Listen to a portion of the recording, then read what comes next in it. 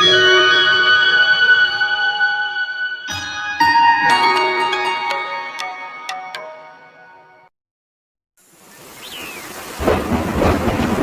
में अभी बारिश हो रही है। चिड़िया के तीनों बच्चे बहुत डरे हुए हैं। उनकी माँ खाने की तलाश में घर से बाहर गई है। बच्चों ने पहली बार बारिश देखी है। उन्हें पता नहीं कि बारिश के समय पर क्या करना चाहिए। भैया अंदर आ जाओ, बाहर खतरा हो सकता है। माँ ने कहा है कि मेरे आने तक घोंसले से बाहर नहीं जाना। अरे मैं बाहर झांक कर देख रहा था कि ये आवाज कहाँ से आ रही है। मैंने देखा कि आसमान से बहुत सारा पानी नीचे गिर रहा है। कुछ भी हो भैया, लेकिन तुम माँ के आने तक बाहर मत जाना। टीलू बाकी भाइयों से सबसे बड़ा और समझदार था। उस पर अपने छोटे भाइयों की देखरेख करने की जिम्मेदारी थी। अपनी माँ का इंतजार करने के सिवाय बच्चे कुछ और कर भी नहीं सकते थे। इधर लाडो चिड़िया बारिश से बचने के लिए पेड़ की डाली पर रुकी हुई थी। उसे भी अपने बच्चों की चिंता हो रही थी। मेरे बच्चे ठीक तो होंगे ना? बारिश शुरू होकर भी बहुत समय हो गया है। मुझे जल्द से जल्द अपने बच्चों के पास जाना होगा। वो बहुत डरे हुए होंगे। इधर बारिश रुकने का नाम नहीं ले रही थी। कालू कौवा तेज बारिश में अपने घोंसले की तरफ जा रहा था। तभी उसे लाडो चिड़िया एक पेड़ पर बैठी हुई दिखाई देती है। वो उसके पास चला जाता है। अरे लाडो, तुम यहाँ? तुम अभी तक घर नहीं गई? इसका मतलब तुम्हारे बच्चे घर पर अकेले होंगे।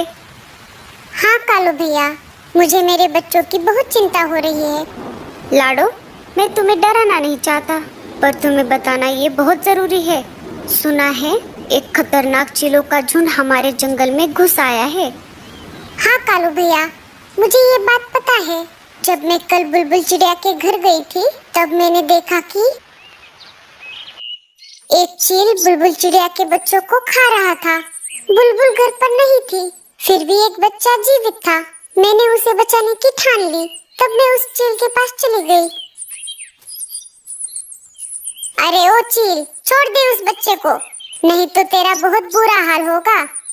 चील को गुस्सा आ गया और वो मुझसे कहने लगा, अरे ओ चिड़िया, तुम्हारा दिमाग तो ठीक है ना?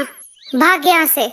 अगर मेरा पेट भरा हुआ नहीं होता तो मैं तुम दोनों को भी खा जाता।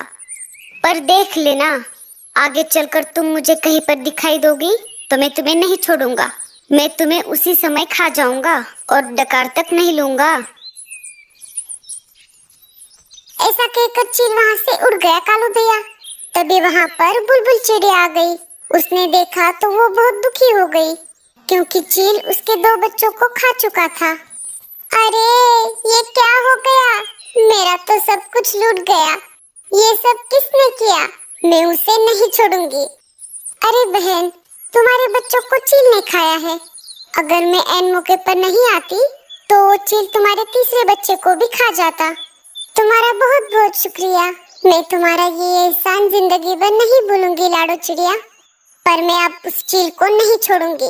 मैं उसे जान से मार दूंगी। वो मेरे आखिरी बच्चे को कभी भी खाने आ सकता है। अरे बहन, जल्दबाजी में गलत कदम मत उठाना। वो सिर्फ तुम्हारे बच्चों का ही नहीं, जंगल के बाकी पंछियों का भी शिकार कर रहा है।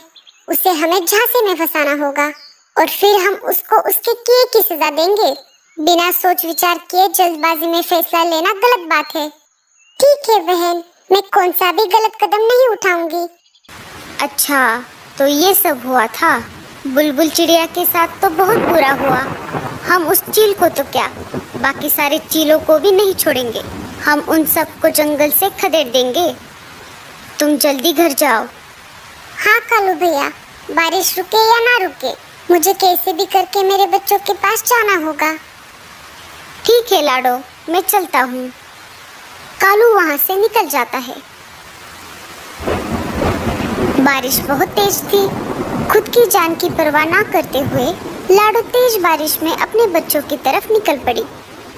बारिश की वजह से उसे उड़ने में दिक्कत हो रही थी। उसके पूरे पंख भीग चुके थे, फिर भी वो रुकने का नाम नहीं ले रही थी। उसे अपने बच्चों के पास जो जाना था। वो देखो, अपना शिकार हमारी तरफ खुद चल कर आ रहा है। इस तेज बारिश में इसे खाने का मजा बहुत आएगा। अरे दोस्तों, मेरे पास तो मिर्च मसाला भी है। उस चिड़िया को खाकर हम तीनों का पेट भर जाएगा। लाडो चिड़िया शिकारी पंछियों के पास आ जाती है। अरे ओ चिड़िया, रुक जाओ, इतनी तेज बारिश में कहाँ जा रही हो? लाडो चिड़िया शिकारी पंछियों को देखकर बहुत डर जाती है। लाडो चिड़िया बहुत ही होशियार और समझदार थी, साथ ही साथ वो निडर भी थी। उसने चीलों के साथ सामना करने का फैसला लिया। जी मैं अपने घर जा रही हूँ। ऐसे कैसे जाओगी? अब तुम हमारे इलाके में आ चुकी हो। अब तुम अपने घर जाने के बजाय सीधा हमारे पेट में जाने वाली हो। उनकी ये बात सुनकर लाडो चिड़िया बहुत डर जाती है।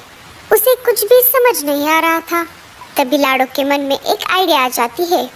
मुझे कैसे भी करके इन सब से छुटकारा पाना होगा। अरे भाइयों, आप मुझे कैसे खा सकते हो? मुझे पहले से ही किसी ने खाने के लिए रिजर्वेशन करके रखा है। क्या? ऐसे कैसे? कौन है वो जो हमारे होते हुए भी तुम्हें खाने के लिए रिजर्वेशन करके बैठा है? वो दूसरे तीसरे कोई नहीं, मेरे खुद के पति है, जो कि एक चील है। मैंने जन्म भर उनकी सेवा की, 3 प्यारे प्यारे बच्चे दिए, फिर भी वो मुझे खाना चाहते हैं। क्या कोई अपनी खुद की बीवी को खा सकता है भला? कौन अपने बीवी को खाना चाहेगा जो जंगल में बाकी सारे इतने पंछी हैं? हाँ भैया, कोई नहीं चाहेगा, पर मेरा पति चाहता है। यही नहीं, उसने मेरे तीनों बच्चों को भी खा लिया है। अगर तुमने मुझे खा लिया तो वो तुम्हें नहीं छोड़ेंगे। मुझे खाने का हक सिर्फ उन्हीं का है। किसकी इतनी हिम्मत है जो हमसे टकराए? अगर है हिम्मत तो चलो मेरे पति के पास, एक बार लड़कर भी देख लो। अगर तुम जीत जाओगे तो मुझे खा लेना। बताओ, है मंजूर? हाँ, चलो, हम देख लेंगे उसको। लाडो चिड़िया निकल पड़ी उस शिकारी चील की तलाश में जिसने बुलबुल चिड़िया के बच्चों को खाया था। लाडो चिड़िया आगे आगे उड़ रही थी और शिकारी चील उल्लू के साथ साथ पीछे उड़ रहा था। आखिर लाडो चिड़िया उन्हें लेकर शिकारी चील के इलाके में आ ही गई। अरे, ये चिड़िया तो मेरी तरफ ही आ रही है। कल तो ये मेरे हाथ से छूट गई थी, पर अभी मुझे बहुत भूख लगी है। मैं इसका शिकार करके इसे खा जाऊंगा। तुम यहाँ पर ही रुको। अगर उसने तुम्हें यहाँ पर देख लिया तो वो सतर्क हो जाएगा। मैं अकेले अकेले आगे जाती हूँ। जब वो मुझ पर हमला करने लगे तो तुम जल्द से वहाँ पर आ जाना। लाडो चिड़िया उन्हें वहाँ पर छोड़कर चील के पास आ जाती है। अरे वाह, आज शिकार खुद मेरी तरफ चलकर आ गया है। लगता है आज भी मैं पेट भर के खाना खाऊंगा। हाँ, कल भी तुमने मेरे छोटे छोटे बच्चों को खा लिया, आज मुझे खा लो। वैसे भी मैं जिंदा रहकर क्या करूँगी? मेरा तो सब कुछ लूट गया है।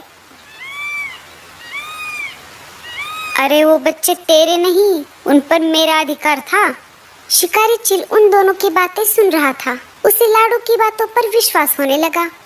इधर चील को लाडो की बात समझ नहीं आ रही थी, फिर भी उसने ये मौका हाथ से गंवाना नहीं चाहा।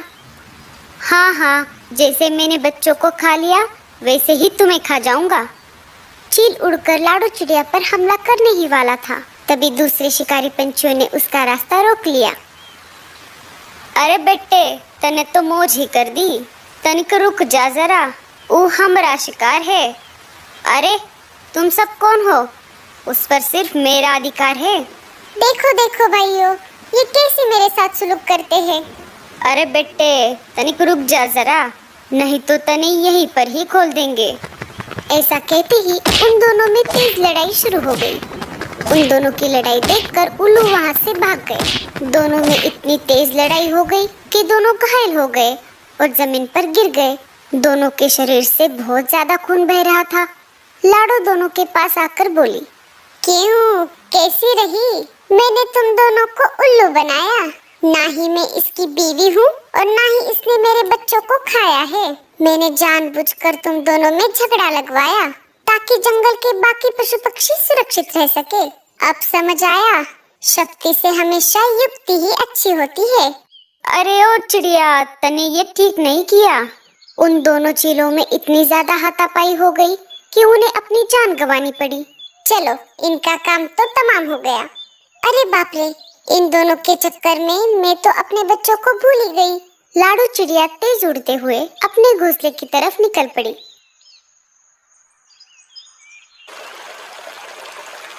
उसने देखा तो उसके घोंसले में पानी घुस गया था और उसके बच्चे भी कहीं पर दिखाई नहीं दे रहे थे। अरे नहीं, ये क्या हो गया? अरे बाप रे, मेरे बच्चे कहाँ पर गए? तभी वहाँ पर कालू कौवा आ जाता है। अरे लाडो, तुम रो मत, तुम्हारे बच्चे सही सलामत है। जब मैं मेरे घोंसले की तरफ जा रहा था तो मैंने देखा तो तुम्हारे घोंसले में पानी भर रहा था और बच्चे भी पानी में डूब रहे थे। मैं बच्चों को वहाँ से निकालकर अपने घोंसले में लेकर आया। चलो, बच्चे कब से तुम्हारा इंतजार कर रहे हैं। लाडो कालू कौवे के घर पर आ जाती है। अपनी माँ को देखकर बच्चों ने उसे अपने गले से लगा लिया। माँ, तुम कहाँ थी इतनी देर? हमने तुम्हारा कितना इंतजार किया। अगर कालू मामा नहीं होते तो क्या होता? कालू भैया, तुम्हारा बहुत बहुत शुक्रिया।